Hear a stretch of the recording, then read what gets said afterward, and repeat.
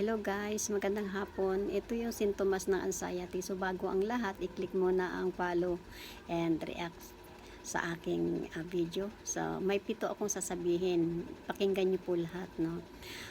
Unang-una na naranasan ko, ito yung naranas ko sa aking sarili, ito yung nangyayari sa akin. Una, nalalamig yung talampakan ko simula sa daliri ng talampakan ko, paakyat yan hanggang dito sa ulo.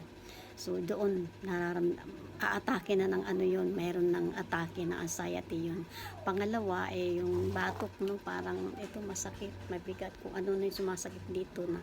Tapos akala mo nakalutang yung batok mo, walang laman batok ko.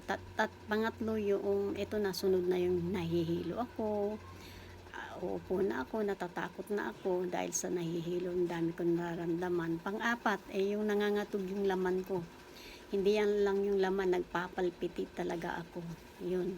At panlima, takot na ako sa mga nararamdaman ko. So, pang-anim yun, nagpapanik na po ako. At ito na yung panic attack yung sinasabi. Pampito, yung habang nagpapanik ako, tumataas yung BP ko, yung blood pressure ko. Doon na ano naman, na-trigger yung brain aneurysm.